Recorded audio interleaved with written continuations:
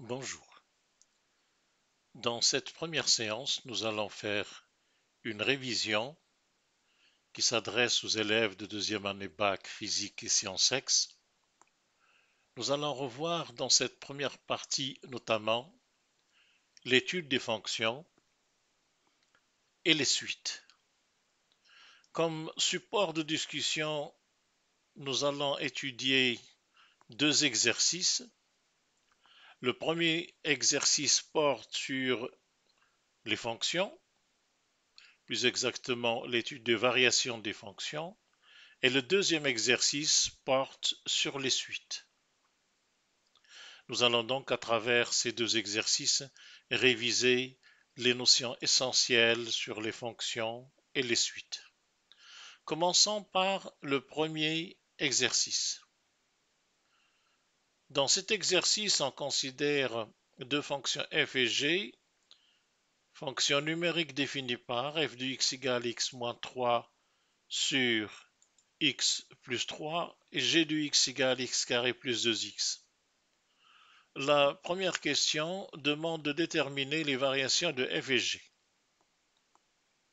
Commençons donc par étudier les variations de la fonction f. La fonction f est donc définie par,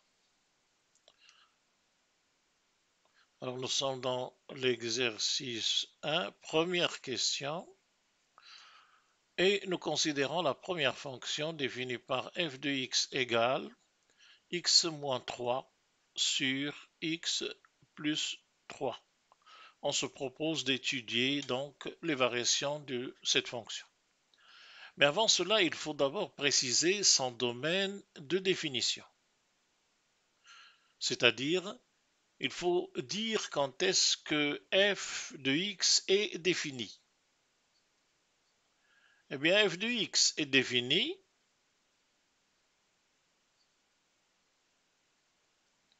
puisque c'est une fraction, si et seulement si son dénominateur est différent de 0, x plus 3 est différent de 0, ce qui signifie x est différent de moins 3. Donc, le domaine de cette fonction, c'est R tout entier moins la valeur moins 3, la valeur qui annule le dénominateur. Pour avoir les variations de f, nous allons donc dériver f. Dériver de f. Alors, notons que f se présente sous la forme f égale u sur v, une fraction rationnelle, avec u désignant la fonction telle que u de x égale x moins 3 et v désignant la fonction v définie par v de x égale x plus 3. Alors, on se rappelle que dans ce cas, la dérivée de f est définie par la dérivée de u fois v, u' v, moins u v', u fois la dérivée de v, sur v carré. Et donc, nous sommes en mesure de calculer cette dérivée. Il suffit de remplacer chaque terme par sa valeur. Alors, u', la dérivée de u, la dérivée de x moins 3, c'est 1, puisque la dérivée de x, c'est 1, et 3 est une constante, sa dérivée est nulle. Donc, on obtient donc 1 fois v, donc facteur de x plus 3, moins u, u c'est x moins 3, fois v', et v' c'est la dérivée de v, dérivée de x1, dérivée de 3, 0, donc fois 1, et divisé par v au carré, c'est-à-dire x plus 3 au carré. On obtient donc f' de x égale x plus 3, on enlève les parenthèses ici, moins x plus 3, attention, sur x plus 3 au carré. Et donc, nous avons un x qui se simplifie dans le numérateur, plus x moins x, et on obtient f' de x, f' de x égale 3 plus 3, 6 sur x plus 3 au carré. 6 est positif, x plus 3 au carré est positif, et donc cette dérivée est toujours strictement positive, quel que soit x appartenant au domaine de la fonction f. Alors, on peut donc dresser son tableau de variation comme suit.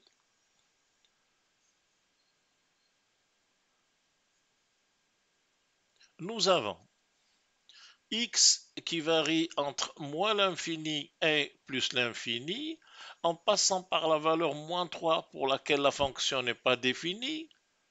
Ici, nous allons placer le signe de la dérivée, et ici, nous allons placer les variations de f. Alors, la fonction n'étant pas définie pour moins 3, nous allons mettre ici 2 traits. Et on vient de voir que la dérivée est toujours positive, donc elle est positive sur chaque intervalle, et par conséquent, la fonction est croissante sur l'intervalle moins l'infini moins 3, et aussi croissante sur l'intervalle moins 3 plus l'infini. Ça, donc, c'est l'étude des variations de f sur son domaine de définition. On ne s'intéresse pas ici à ce qui se passe quand x s'approche de plus l'infini, puisque c'est la notion de limite qui va être traitée cette année. Nous passons à la deuxième fonction qui est définie par f de x égale x carré plus 2x, f de x égale 2x, x carré plus 2x, ou g de x, pardon. Alors, g de x est égal à x au carré plus 2x. Il est clair ici que la fonction g est définie sur R tout entier. Il n'y a aucune condition. Sa dérivée est définie par g' de x égale la dérivée de x carré, c'est 2x, et la dérivée de 2x, c'est 2. Rappelons que la dérivée de x puissance n, c'est n x puissance n moins 1. Et que si nous avons une fonction u, sa dérivée, alors u à la puissance n, sa dérivée c'est n, u puissance n moins 1 fois u'. Donc, nous allons étudier le signe de cette dérivée pour connaître les variations de f. Alors, cette dérivée s'écrit 2 facteur de x plus 1. Elle s'annule quand x plus 1 est égal à 0, ou encore quand x est égal à moins 1. Alors, l'expression de cette dérivée est simple. Le signe de cette dérivée, donc si x est plus grand que moins 1, x plus 1 est positif, puisque nous avons ici un coefficient 1. Nous pouvons ici rappeler que si nous avons une fonction de la forme ax plus b, x moins l'infini plus l'infini, et si nous avons une fonction de la forme ax plus b avec a strictement positif, ici a c'est 1, alors nous savons qu'elle s'annule pour moins b sur a, il suffit de mettre ax plus b égale 0, elle s'annule donc pour cette valeur-là, et son signe à droite. Donc là, ici, évidemment, on va mettre un 0. À droite, c'est le signe de A, et à gauche, c'est le signe de moins A. Alors, exemple ici, si nous parlons de x plus 1, elle s'annule pour moins 1, on mettrait moins 1 là. Et comme a égale 1 ici, a égale 1 ici, donc a est positif, nous allons avoir un plus à droite et un moins à gauche. Donc, nous avons le résultat suivant pour le tableau de variation de cette fonction. G, elle est définie sur R tout entier. Nous avons donc ici sa dérivée qui s'annule pour moins 1. Et là, on va mettre les variations de g de x. Donc, pour moins 1, la dérivée s'annule. Nous avons dit que la dérivée positive à droite, négative à gauche, ce qui signifie que entre moins l'infini et moins 1, notre fonction est décroissante, et entre moins 1 et plus l'infini, elle est croissante.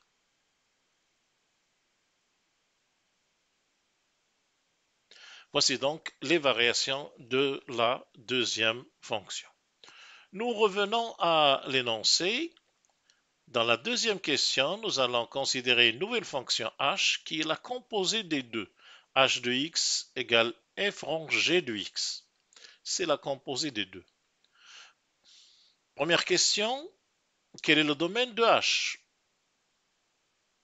Et deuxième question, calculer h pour tout x de son domaine. Alors, donc, nous allons donc étudier h. Alors, on a dit que h est défini par h égale f rangé. Alors, je rappelle que f de x est égal à x moins 3 sur x plus 3, que g de x est égal à x au carré plus 2x, et donc h de x, elle est égale à f rond g de x, qu'on peut écrire f de g de x. Alors, quand on regarde f de x, c'est x moins 3 sur x plus 3. Donc, f de g de x consiste à remplacer gx par g de x. Donc, ça va être égal à g de x moins 3 sur g de x plus 3. Alors, on peut donner le domaine de h à partir de cette expression sans aller plus loin. Comment? Eh bien, on sait que g, ce terme-là, est toujours défini. Et donc, h de x est défini quand ce dénominateur est différent de 0. Mais le dénominateur s'annule quand quoi? Quand g de x plus 3 est égal à 0. Or, ça équivaut à dire que g de x est égal à moins 3. Mais si on revient au tableau de variation de g, nous avons ici g. Alors, g de x, c'était g de x égale x au carré plus 2x. Si on cherche la valeur de g en ce point-là, moins 1, nous trouvons g de moins 1 égale moins 1 au carré 1, moins 2, c'est-à-dire moins 1. Donc, ici, le minimum de g, c'est moins 1.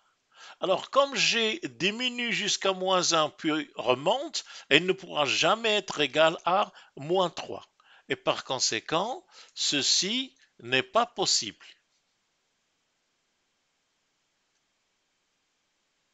Impossible. Ça, c'est une première façon de faire. Donc, g de x plus 3 ne s'annule jamais. On en déduit que le domaine de h, c'est R tout entier. On peut aussi le faire de la manière suivante, puisqu'on a dit que h de x est égal à g de x moins 3 sur g de x plus 3. On peut remplacer g de x par sa valeur.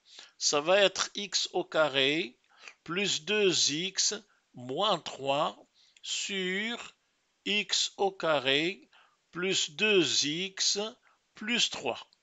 Alors, si on veut trouver le domaine de définition à ce niveau-là, il faut voir pour quelle valeur ce dénominateur est-il nul. Or, si on considère ce dénominateur, x au carré plus 2x plus 3, quand est-ce que cette équation est vérifiée? Eh bien, nous avons delta égale b au carré 4, moins 4 fois a, c, 4 fois 1 fois 3, moins 12, égale moins 8. Et donc, puisque son discriminant est négatif, elle est toujours du signe de a. D'accord? Rappel, quand vous avez un trinôme du second degré ax plus bx plus c avec delta négatif, on va appeler ça p de x. Alors si delta est négatif, p de x est du signe de a. Alors ici, a c'est 1, c'est le coefficient de x carré. Quand il n'y en a pas, ça veut dire que c'est 1. Ça veut dire que ce trinôme est toujours, quel que soit x appartenant à R, x au carré plus 2x plus 3 est strictement positif, donc ne s'annule jamais. Et on voit donc qu'on retrouve aussi que le domaine, c'est R, ça veut dire H, est toujours défini. Voici donc pour le domaine de H. Alors, on a aussi calculé H lorsque X est dans son domaine. Voici l'expression de H. C'est X au carré plus 2x moins 3 sur x au carré plus 2x plus 3. Revenons à l'énoncé. Alors, après le calcul de h de x pour tout x dans son domaine, on demande de calculer h de moins 3 et h de 1 et d'interpréter ces résultats graphiquement. Alors, nous avons la chose suivante. H de moins 3 et H de 1. H de moins 3 et H de 1.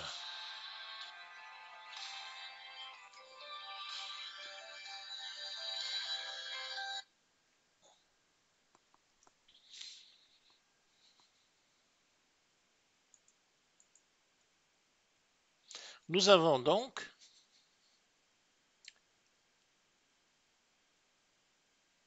H de moins 3 égale, alors évidemment, on reprend ici H de x,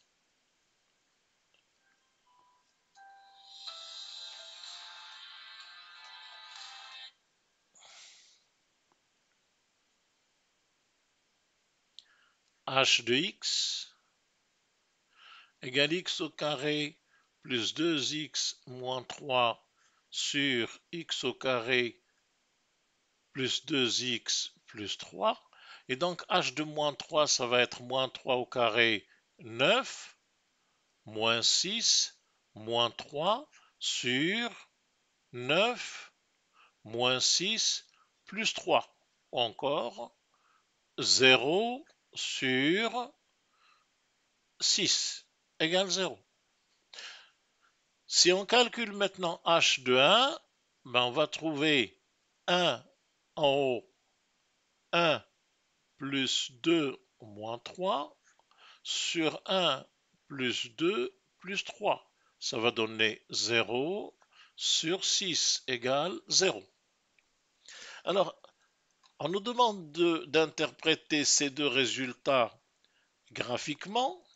Ces deux résultats, à savoir que signifie h de moins 3 égale 0 et h de 1 égale 0. Quand h s'annule, ça veut dire tout simplement que sa courbe traverse l'axe des ordonnées.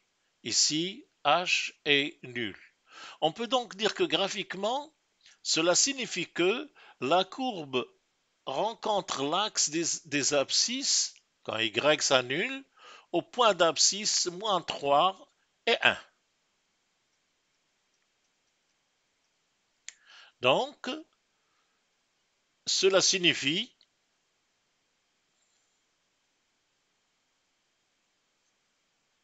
que la courbe de h, la courbe de h rencontre, ou coupe, ou traverse, rencontre l'axe OX au point d'abscisse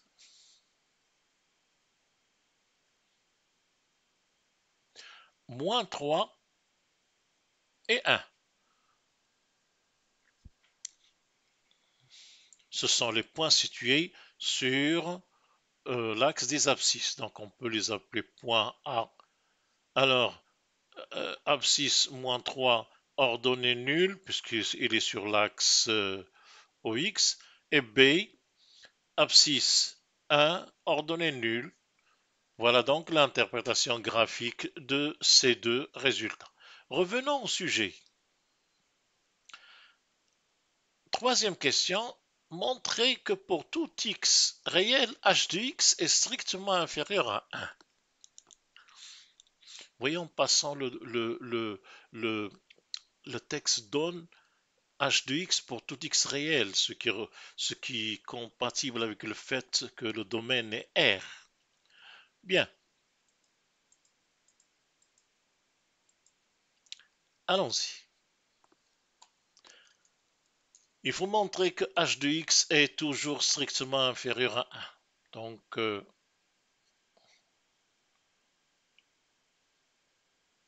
montrons que, quel que soit x appartenant à R, qui est le domaine définition, h de x est strictement inférieur à 1.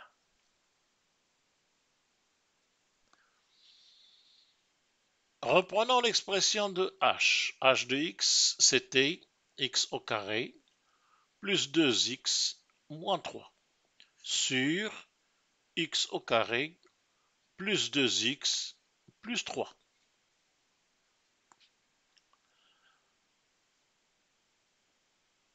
Alors,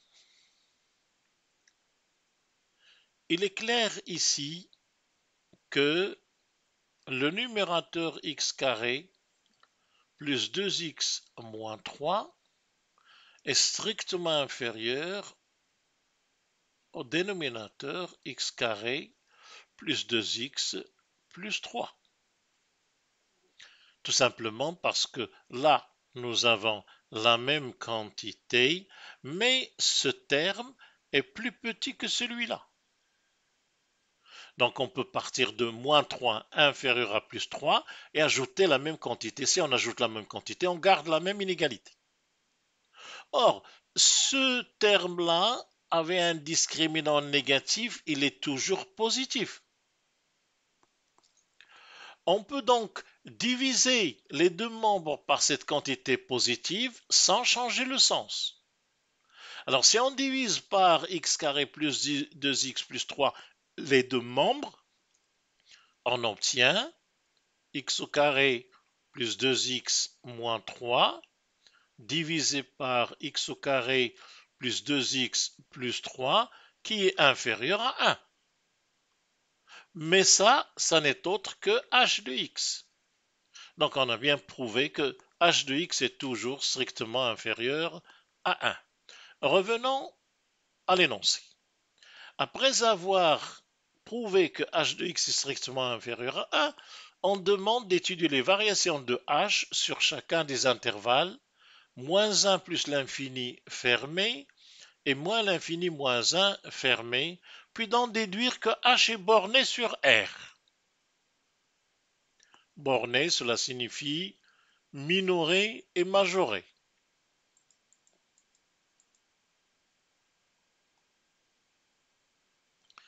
Donc, on va étudier les variations de h.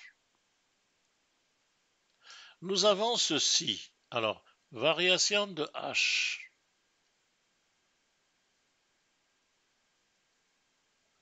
Variation de h. Le domaine CR, on a besoin de sa dérivée. Notons aussi que h est aussi sous la forme u sur v. Donc, la dérivée de h, comme tout à l'heure, c'est u'v moins uv' sur v carré. Nous avons h en haut. Si on calcule h' de x, on trouve.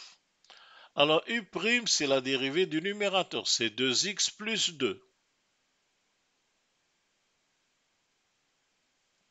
Facteur de v, c'est-à-dire x au carré plus 2x plus 3. Moins u fois v'. D'abord u. U, c'est le numérateur. X carré plus 2x moins 3. Fois v'. V', c'est la dérivée du dénominateur. C'est 2x plus 2. Et bien sûr, le tout est divisé par v au carré. Ou encore x carré plus 2x plus 3 au carré. Vous pouvez remarquer qu'au numérateur, nous avons un facteur commun qu'on peut mettre en facteur. Il s'agit de 2x plus 2. Donc, on peut mettre 2x plus 2 en facteur. Mais 2x plus 2, c'est 2 fois x plus 1. Facteur de quoi? Facteur de, d'abord, x au carré plus 2x plus 3, le terme qui est là, et moins le deuxième terme, c'est x au carré plus 2x moins 3. Et bien sûr, toujours divisé par v carré, c'est-à-dire x carré plus 2x plus 3 au carré.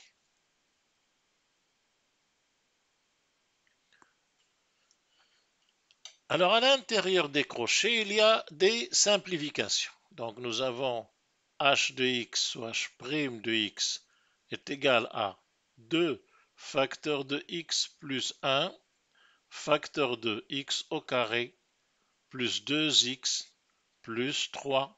Alors, moins, on enlève les parenthèses en changeant les signes. Moins x au carré moins 2x plus 3. Voilà. Divisé par x au carré plus 2x plus 3, le tout au carré.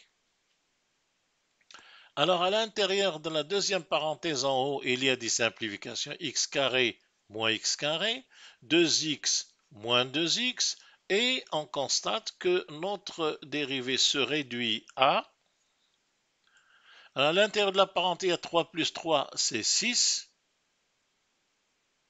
qu'on peut multiplier par 2, ça fait 12, facteur de x plus 1, oui, c'est extrêmement simple, divisé par x au carré plus 2x plus 3 au carré. Pour avoir les variations, il suffit donc de donner le signe de cette dérivée. Or, cette dérivée s'annule lorsque son numérateur s'annule, x plus 1 est égal à 0, notant que le dénominateur ne s'annule jamais, donc il n'y a aucun problème. Et ça équivaut encore à x égale moins 1. Et par conséquent, si x est plus grand que moins 1, x plus 1 est positif, la dérivée est positive. Et si x est inférieur à moins 1, x plus 1 est négatif et la dérivée est négative. Donc on peut ici donner le tableau de variation de la fonction h très facilement.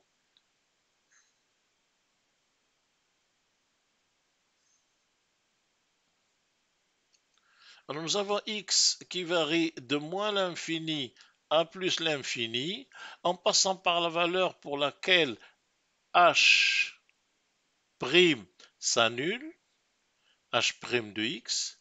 Alors h' de x s'annule pour la valeur moins 1. Si x est plus grand que moins 1, il est positif, et si x est plus petit que moins 1, il est négatif. Et donc notre fonction h est décroissante sur le premier intervalle et croissante sur le deuxième intervalle qu'on nous a demandé de voir. Voici donc les variations de h. Cela consiste à calculer sa dérivée, à étudier le signe de la dérivée et à dresser le tableau de variation. Revenons au sujet. En déduire que h est borné. En déduire que h est borné. Bon, revenons au tableau de variation de h. Ça, c'est le tableau de variation de h. Vous voyez bien que ici, h diminue jusqu'à une certaine valeur, puis croît. Cette valeur-là, c'est le minimum, c'est h de moins 1. Alors nous avons h de x étant égal à x au carré plus 2x moins 3 sur x au carré plus 2x plus 3. Donc si on calcule h de moins 1, on trouve 1, moins 2, moins 3. 1, moins 2, moins 3 sur 1, moins 2, plus 3. Donc, vous remarquez que le minimum petit m, c'est h de moins 1, c'est un minimum absolu, puisque c'est la valeur la plus petite que peut prendre h, vu les variations de h. Donc, c'est 1 moins 5, c'est moins 4, divisé par 1 moins 2 moins 1 plus 3, 2. Donc, c'est moins 2. H ne descend pas plus bas que moins 2. Or, on a déjà vu que quel que soit x appartenant à R, nous avons h de x est inférieur à 1. Ça a été démontré il y a un instant. Et par conséquent, on peut conclure que quel que soit x appartenant à R, nous avons moins 2 qui est inférieur ou égal à h de x, puisque c'est le minimum, qui est strictement inférieur à 1, et conclure que h est donc borné. H est majoré par 1 et h est minoré par moins 2. Revenons au sujet. On vient de terminer donc le premier exercice et on va entamer le deuxième, qui est un exercice sur les suites. Là, plus exactement, nous avons une suite définie par récurrence. Alors, on demande de calculer les deux premiers termes, le deuxième terme et le troisième terme, le premier étant U0. Ensuite, de montrer par récurrence cet encadrement de UN. Alors, nous avons U0 égale 3 demi et UN plus 1 égale 2 sur 3 moins UN.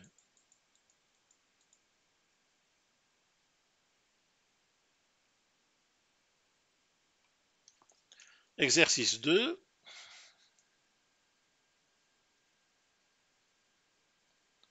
Alors nous avons U0 égale 3 demi et UN plus 1 égale 2 sur 3 moins UN. On nous demande premièrement de calculer U1 et U2. Ben, U1 s'obtient quand n est nul. Donc U1, c'est tout simplement 2 sur 3 moins U0. Quand n plus 1 égale 1, n c'est 0. Et donc c'est 2 sur 3 moins U0, c'est-à-dire 3 demi. Alors 2 sur 3 moins 3 demi, c'est 3 demi. Ou encore 2 fois 2 tiers. Donc on trouve U1 égale 2 fois 2 tiers ou 4 tiers. Pour ce qui est de U2, cette fois-ci n plus 1 c'est 2. Donc c'est 2 sur 3 moins UN. Quand n plus 1 c'est 2, UN c'est 1. Et donc on trouve 2 sur 3 moins, alors U1 c'est 4 tiers. Donc c'est 2 sur 9 tiers moins 4 tiers, 5 tiers. Ou encore U2 c'est 2 fois 3 cinquièmes. Pour diviser par une fraction, multiplié par l'inverse. Ça nous donne 6 sur 5. Voici donc pour la première question.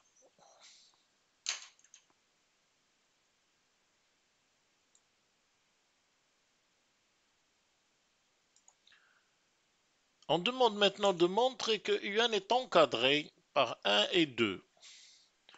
Montrant que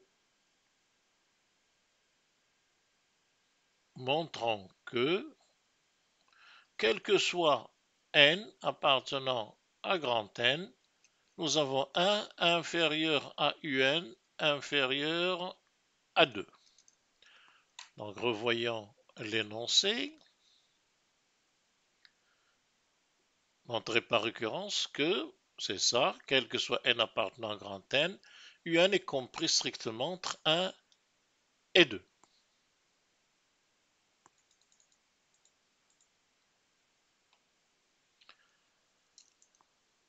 Alors reprenons l'expression de UN, on avait U0 égale 3 demi, et quel que soit n, UN plus 1 est égal à 2 sur 3 moins UN. Nous allons montrer cette double inégalité par récurrence. Alors, par récurrence, petit a pour n égale 0. L'initialisation. Nous avons U0 égale 3 demi.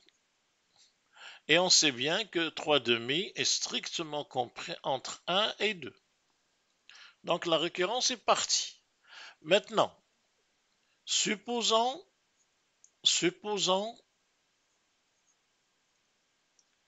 que c'est vrai pour n, c'est-à-dire supposons 1 inférieur à UN inférieur à 2. Le principe de récurrence, simple, et montrant notre conclusion, montrant que on a aussi, à partir de cette hypothèse, 1 inférieur à UN plus 1 inférieur à 2.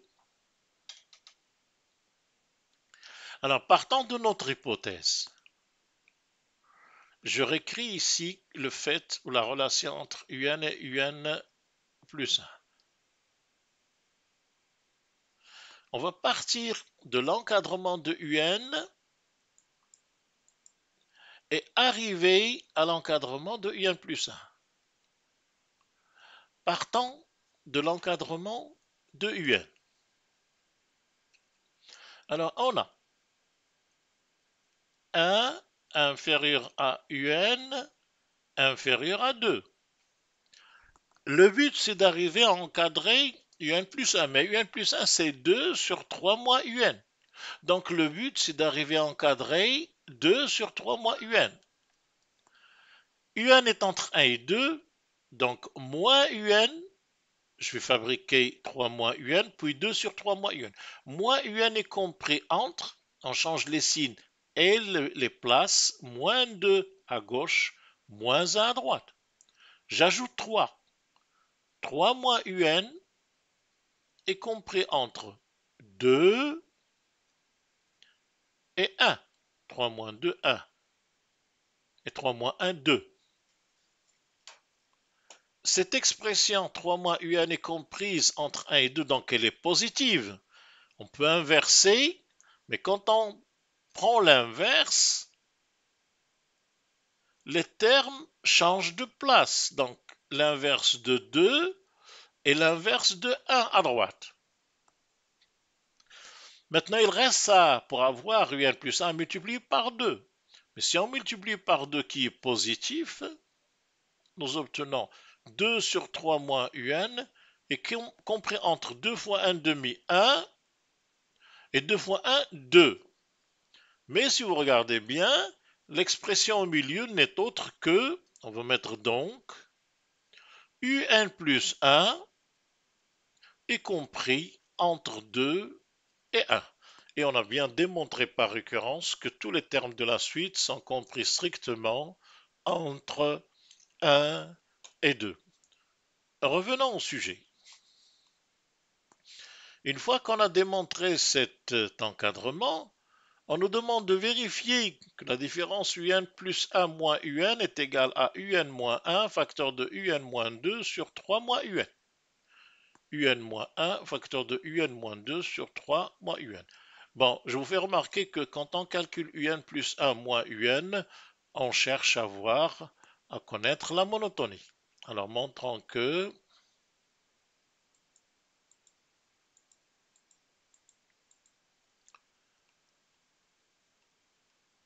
alors, maintenant nous allons montrer que, ou montrons que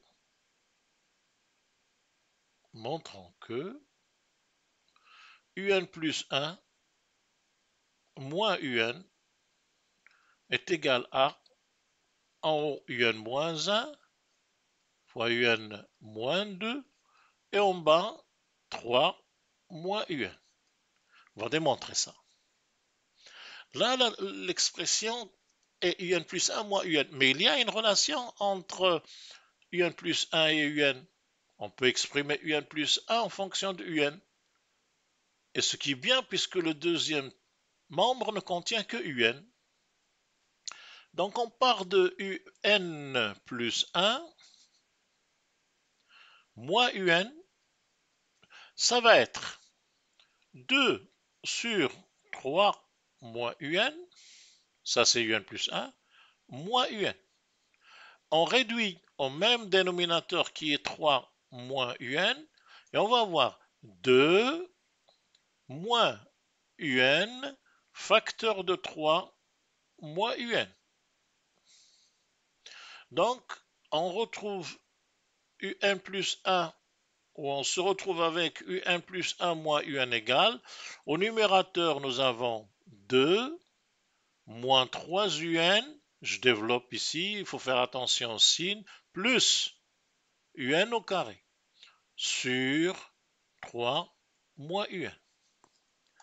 Arrivé à ce stade, regardez ce qu'on vous demande de trouver ou de prouver, de démontrer, c'est ça. Il faut montrer que le numérateur c'est un moins 1 fois un moins 2. Le dénominateur est déjà là, donc nous allons factoriser ce numérateur.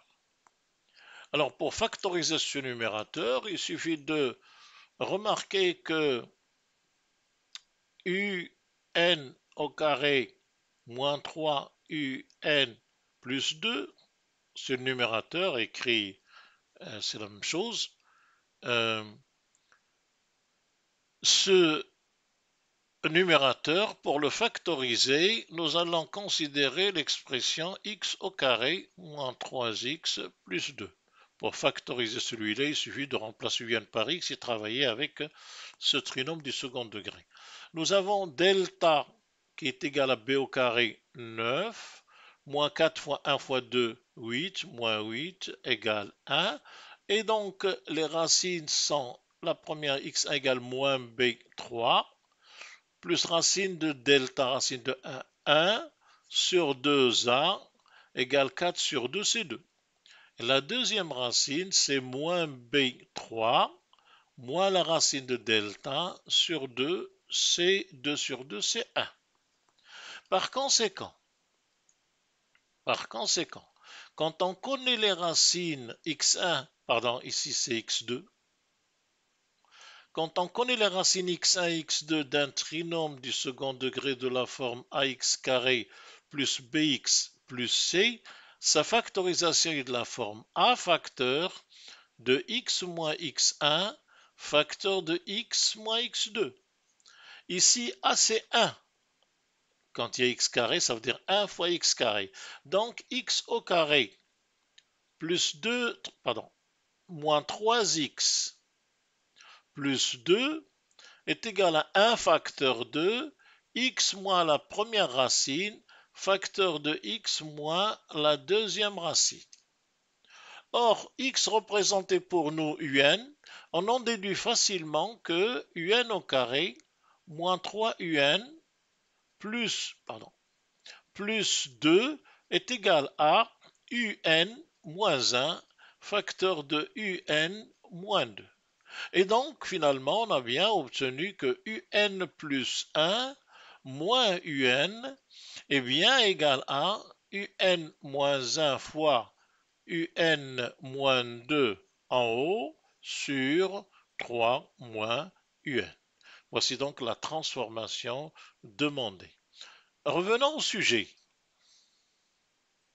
Après cette transformation, un plus 1 moins un, on nous demande d'en déduire la monotonie de la suite un. Ça veut dire si la suite un est croissante ou décroissante.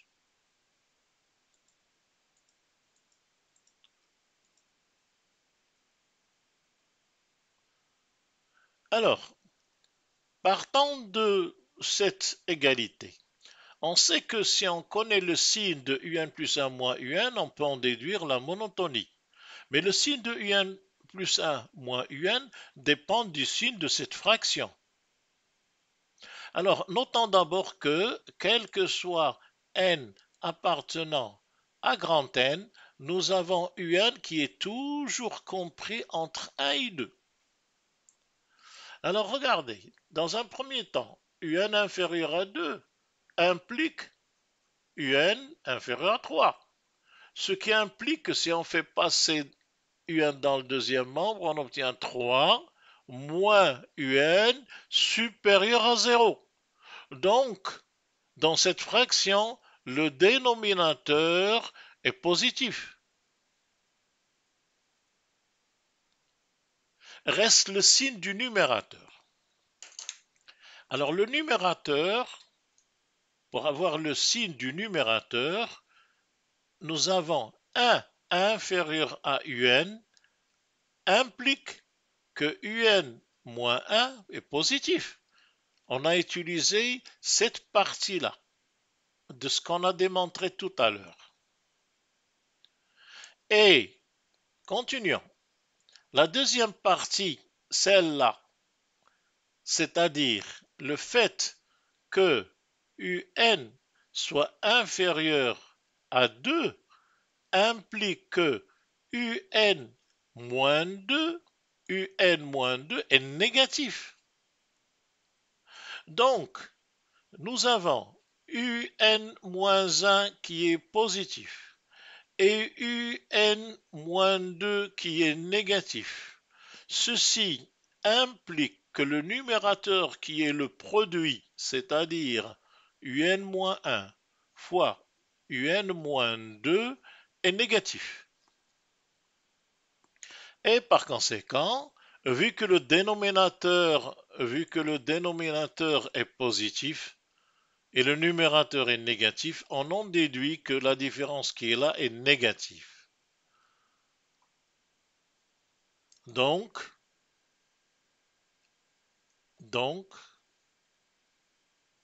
quel que soit n appartenant à grand N, nous avons un plus 1 moins un est négatif. La suite un est donc décroissante.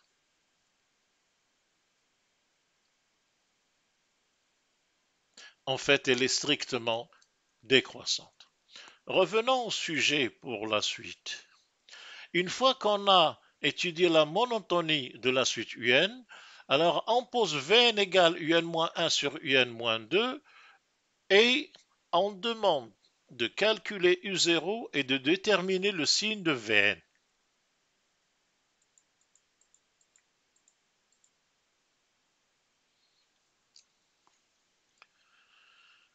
Alors nous avons Vn, c'est un-1 sur un-2. Alors il nous faut V0. V0 n'est autre que U0 moins 1 sur U0 moins 2.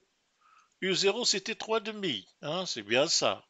Moins 1 sur 3 demi moins 2. 3 demi moins 1 c'est 1 demi. Et 3 demi moins 2 c'est moins 1 demi. Donc c'est moins 1. V0 c'est moins 1. Maintenant pour ce qui est du signe de Vn,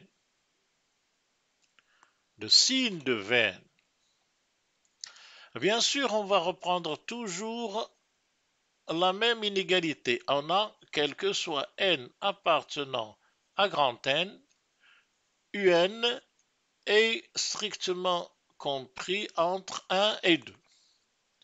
On en déduit donc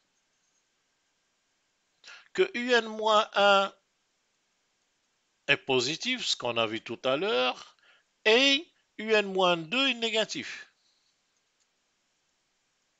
Or, Vn, c'est le rapport des deux. Donc, Vn qui est égal au rapport un-1 sur un-2 est négatif. Et on a donc déduit le signe de Vn. Revenons au sujet. Après le signe de Vn, montrer que la suite Vn est géométrique de raison 1,5, puis écrire Vn en fonction de n.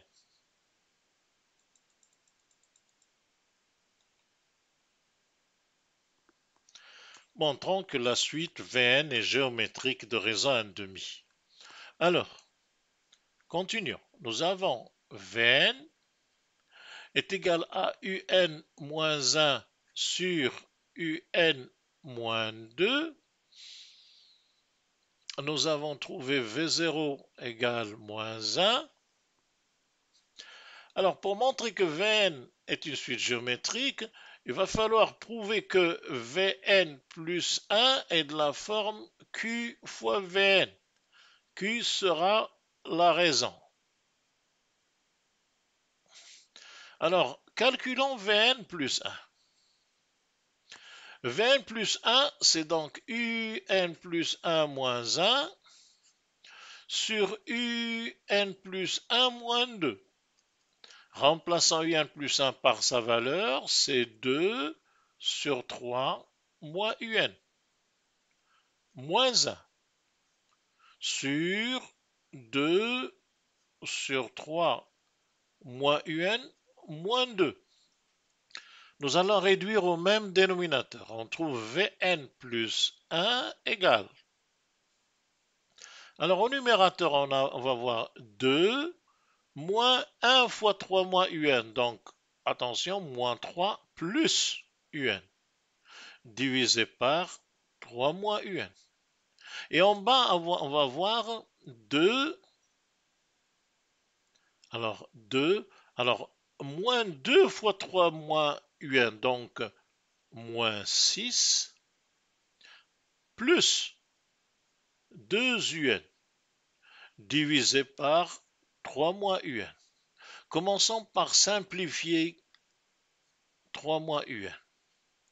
Et on se retrouve avec, alors égal, au numérateur 2 moins 3 c'est moins 1, donc c'est UN moins 1. Au dénominateur 2 moins 6 c'est moins 4, donc c'est 2 UN moins 4. 2 UN moins 4. À ce stade, pour voir si Vn est géométrique, il faut mettre en évidence Vn plus 1 égale Q fois Vn. Mais on voit déjà qu'on peut écrire, on va descendre un peu plus bas, qu'on peut écrire Vn plus 1 égale, alors en bas on peut mettre 2 en facteur, ça c'est 2 facteurs de Un moins 2. Donc on peut l'écrire 1 demi fois Un moins 1 sur Un moins 2, qui n'est autre que 1 demi Vn. Donc on peut dire que la suite Vn est géométrique.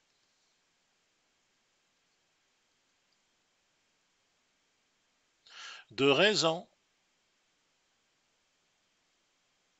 1 demi. Et de premier terme moins 1.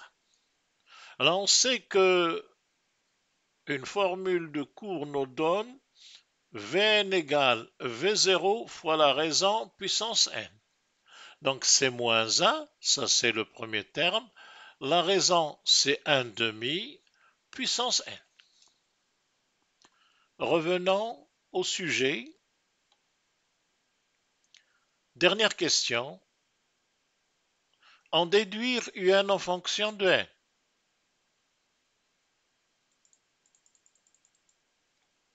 En déduire Un en fonction de n. Mais Un est lié à Vn, puisque Vn est donné par l'expression Vn égale Un moins 1 sur Un moins 2. Donc on tire de là que Un moins 1 égale ce dénominateur fois Vn, donc égale Vn fois Un moins 2. Ou encore, Un moins 1 égale Un fois Vn moins 2 Vn. Pour calculer Un, on va grouper les termes qui contiennent Un. Donc on a Un moins Un fois Vn égale, on fait passer 1 dans le deuxième membre, 1 moins 2 Vn. Nous sommes maintenant en mesure de calculer Un, mais pour cela on va factoriser. Un facteur de 1 moins Vn égale 1 moins 2 Vn. D'où l'expression de Un égale 1 moins 2 Vn sur 1 moins Vn. Mais rappelons qu'on vient de trouver Vn égale moins 1 demi puissance n. Donc l'expression cherchée est tout simplement Un égale 1 moins, alors moins 2 fois Vn, ça va être plus 2 fois 1 demi puissance n, moins. Et sur 1 moins 1 plus 1 demi puissance n. Bon, le 2 fois 1 demi puissance n, on peut à la limite le simplifier, ça fait 1 plus 1 demi puissance n moins 1 sur 1 plus 1 demi puissance n. Voici donc l'expression de Un en fonction de n qui était la dernière question de l'exercice. Ceci met fin à la première partie de la révision. J'espère que ça vous a été utile. Je vous donnerai la date et l'heure de la séance qui contiendra la deuxième partie de la révision et je vous remercie.